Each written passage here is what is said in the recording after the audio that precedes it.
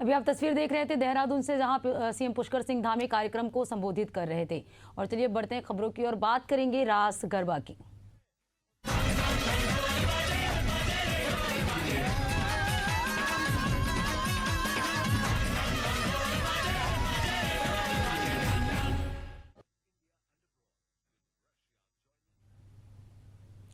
चलिए बात करेंगे रास गरबा की। एशियन न्यूज और न्यूज प्लस 21 की ओर से रास गरबा 2025 का आयोजन किया जा रहा है। मां कात्यायनी से लेकर मां महागौरी तक की आराधना का अद्भुत संयोग अब और भी भव्य रूप में देखने को मिलेगा। बता दें कि एशियन न्यूज और न्यूज प्लस 21 का रास गरबा 2025 कार्यक्रम अभी दिन और बढ़ा दिया गया है। जी हां, मां भगवती की कृपा और आप सभी श्रद्धालु के उत्साह को देखते हुए यह आयोजन अब नई तिथियों 27, 28 और 29 सितंबर 2025 को होगा। पहले ये कार्यक्रम 25, 26, 27 और 28 सितंबर 2025 को निर्धारित था, लेकिन अब नई तिथि तय की गई है। इन तीनों पावन दिनों में मां की भक्ति, संगीत, नृत्य और संस्कृति का संगम होगा, जहां आप सभी को मां के चरणों में आराधना करने का अवसर प्राप्त होगा। तो आइए मां भगवती के आशीर्वाद से इस महोत्सव को और भी दिव्य बनाए और भक्ति के रंगों में सराबोर होकर इस अद्भुत सांस्कृतिक पर्व का हिस्सा बने।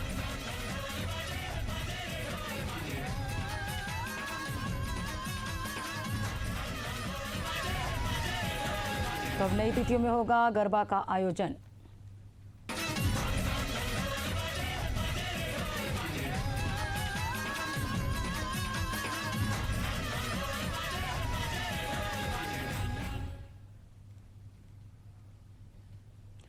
चलिए बात करेंगे अगली खबरों की। बॉलीवुड अभिनेता संजय दत्त गुरुवार को उज्जैन पहुंचे और बाबा महाकाल की भस्म आरती में शामिल होकर भगवान महाकाल का आशीर्वाद लिया। इस दौरान वे भगवा वस्त्रों में नंदी हॉल में बैठकर आराधना करते नजर आए।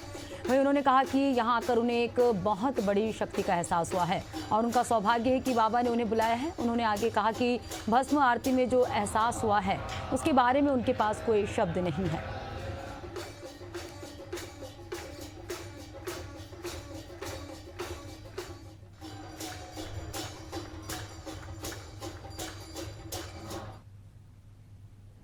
देश भर में नवरात्रि का त्योहार बड़े ही हर्षोल्लास और उत्साह के साथ मनाया जा रहा है। राजधानी के भी तमाम सारे माता मंदिरों में सुबह से ही श्रद्धालु की भीड़ देखने को मिल रही है, जो अपनी श्रद्धा अनुसार माता के तीसरे और चौथे स्वरूप मां चंद्रघंटा और मां कुष्मांडा की आराधना कर रहे हैं।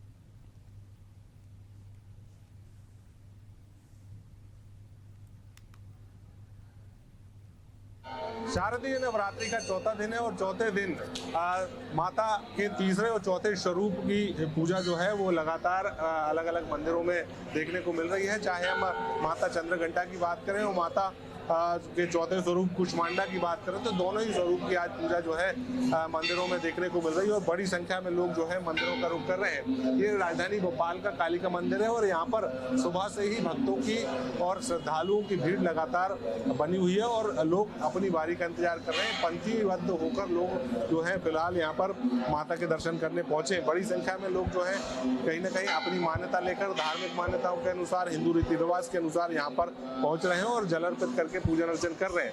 फिलहाल ये जरूर कहा जा सकता है कि जिस तरीके की खूबसूरती सनातन में देखने को मिलती है, लोग जो है बड़ी संख्या में अपनी आराध्य देवी जो है उनको मनाने पहुंचते हैं और अपनी मान्यता के अनुसार पूजन अर्चन करते हुए नजर आते हैं। आज भी इसी तरीके का माहौल राजधानी भोपाल के तमाम सारे मंदिरों में देखने को मिल रहा है। लोग भक्ति भाव से, श्रद्धा से माता कुष्मांडा और माता चंद्रघंटा की पूजा आज चौथे दिन भी कर रहे हैं। कैमरा पर्सन इमरान के साथ Dushyant Parashar, Asian News Bhopal. Bhajpa प्रदेश प्रवक्ता विजय शंकर मिश्रा ने कहा कि कांग्रेस बार बार वोट चोरी का आरोप लगा रही है, लेकिन कांग्रेस को पहले भारत निर्वाचन आयोग के नियमों को अच्छी तरह पढ़ना चाहिए। भारतीय जनता पार्टी की ओर से मुझे निर्वाचन का दायित्व सौंपा गया है। निर्वाचन आयोग की प्रक्रिया पूरी तरह पारदर्शी होती है और कहीं पर वोट चोरी नहीं हो सकती। भारत निर्वाचन आयोग के कहीं पर भी परमानेंट कर्मचारी नहीं होते हैं। कांग्रेस आंगनबाड़ी केंद्र और शिक्षकों के ऊपर आरोप लगा रही है, जो नाम जोड़ने की प्रक्रिया को पूरा करते हैं। साथ ही उन्होंने कहा कि राहुल गांधी सहित पूरी कांग्रेस पार्टी निर्वाचन आयोग के नियमों को समझ नहीं पाई है, इसलिए पूरी कांग्रेस पार्टी को भारत निर्वाचन आयोग के नियमों का अध्ययन करना चाहिए। तरफ से वोट चोरी का आरोप बार बार लगता रहा है। कांग्रेस को पहले भारत निर्वाचन आयोग के नियमों को पढ़ना चाहिए। मैं बार बार बोलता हूं, क्योंकि निर्वाचन का भाजपा की तरफ से काम मैं ही देखता रहा हूं। भारत निर्वाचन आयोग की जो पूरी प्रक्रिया है वो पारदर्शी है और कहीं पर वोट चोरी हो ही नहीं सकता, क्योंकि भारत निर्वाचन आयोग के कहीं पर भी परमानेंट कर्मचारी नहीं होते।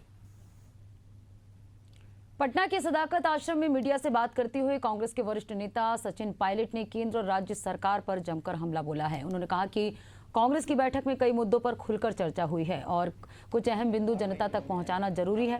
पायलट ने आरोप लगाया कि मोदी सरकार ने 8 साल तक जीएसटी के नाम पर जनता के साथ ठगी की है। वहीं बिहार की स्थिति पर चिंता जताते हुए पायलट ने कहा कि प्रधानमंत्री मोदी ने 10 साल पहले चीनी मिल लगाने का वादा किया था, लेकिन आज तक उस पर कोई काम नहीं हुआ। भाजपा इस सवाल का जवाब देने से बच रही है।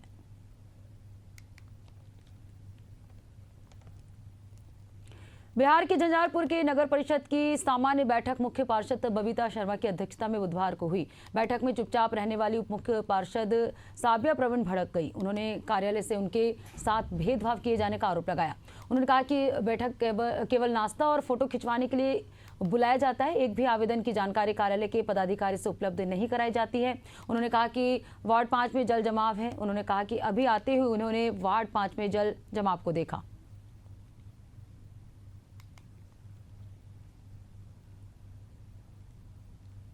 मुख्यमंत्री नीतीश कुमार गुरुवार को सासाराम में कार्यकर्ता संवाद कार्यक्रम में शामिल होने पहुंचे, जहां उन्होंने कार्यकर्ताओं के साथ संवाद किया। हालांकि कार्यक्रम के बाद का दृश्य कुछ ऐसा था जिसने सबका ध्यान अपनी ओर खींचा। मुख्यमंत्री के जाने के बाद कार्यक्रम स्थल पर भोजन के पैकेट को लेकर कार्यकर्ता और अन्य उपस्थित लोगों के बीच भारी अफरा तफरी मच गई। स्थिति ऐसी हो गई थी कि जनता दल यूनाइटेड के जिलाध्यक्ष अजय कुशवाहा को खुद मोर्चा संभालना पड़ा। उन्हें एक पिकअप वैन पर सवार होकर अपने हाथों से भीड़ के बीच पूरी सब्जी और बूंदी के पैकेट बांटते देखा गया। अच्छा खाना नहीं है। क्या हो गया है? खट्टा सब्जी हो गया है और उनका मतलब खाने में सब क्या क्या मिलल बा? कचौड़ी है, बुनिया है, आलू दम है। अच्छा, मैंने क्या दिक्कत आता भोजन में? सब्जी खराब हो गया है। अच्छा, केकर का काम है? नीतीश का, मोदी का। नीतीश कुमार का। कहाँ पे कार्यक्रम हो रहे हैं? क्या बोले? ये कार्यक्रम कहाँ पे हो रहा है? फैजलगंज स्टूडियो में। और चलिए बात करेंगे अगली खबर की। इंदौर में महिला क्रिकेट विश्व कप 2025 की तैयारियों का जायजा लेने एमपीसी अध्यक्ष महान आर्यमन सिंधिया गुरुवार को इंदौर पहुंचेंगे और आगामी महिला क्रिकेट विश्व कप मैचों की तैयारियों का जायजा लेंगे। बता दें कि इंदौर को 28 सालों के लंबे इंतजार के बाद महिला क्रिकेट विश्व कप की मेजबानी का अवसर मिला है। साल 1997 में भारत और न्यूजीलैंड के बीच यहां मुकाबला खेला गया था। इस बार इंदौर को कुल 5 विश्व कप मैचों की मेजबानी मिली है।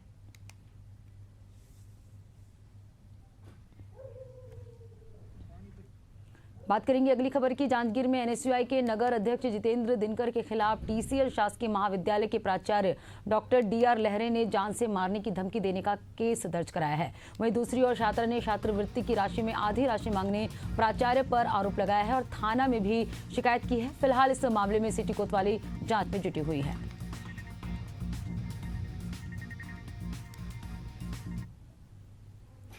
पन्ना जिले में जहां किसान एक एक बोरी खाद के लिए जद्दोजहद कर रहा है, वहीं जिले में कई जगह से खाद की कालाबाजारी की भी खबरें सामने आ रही है। इस पर अंकुश लगाने के लिए लगातार राजस्व टीम की ओर से कार्रवाई भी की जा रही है। एसडीएम पन्ना संजय नागवंशी ने जानकारी देते हुए बताया कि इस पूरे मामले की जांच की जा रही है।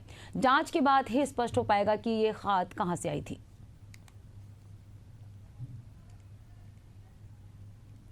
चित्रकूट की मंदाकिनी नदी के तट पर 7 दिवसीय अंतर्राष्ट्रीय रामलीला महोत्सव का शुभारंभ हुआ। पर्यटन और संस्कृति विभाग समन्वयक विनोद गुर्जर ने बताया कि ये 7 दिवसीय अंतर्राष्ट्रीय रामलीला महोत्सव का आयोजन बीते 3 सालों से चित्रकूट में किया जा रहा है। 7 दिन का रामलीला मेला, अंतर्राष्ट्रीय रामलीला मेला बल्कि तो पिछले 2-3 सालों से यहाँ पर भारत के अन्य पड़ोसी जो देश हैं वहाँ जो लीलाएं होती हैं उन लीलाओं को भी यहाँ मंच दिया है। इस 7 दिवसीय रामलीला मेले में सांस्कृतिक कला मंच नई दिल्ली के कलाकारों के द्वारा श्री राम जन्म से लेकर राज्याभिषेक तक के प्रसंगों की प्रस्तुति दी जाएगी। इसमें इंडोनेशिया, मलेशिया और वियतनाम के भी कलाकार हैं। तो इस अंतर्राष्ट्रीय रामलीला मेला पिछले 3 सालों से यहाँ लगातार आयोजित किया जा रहा है।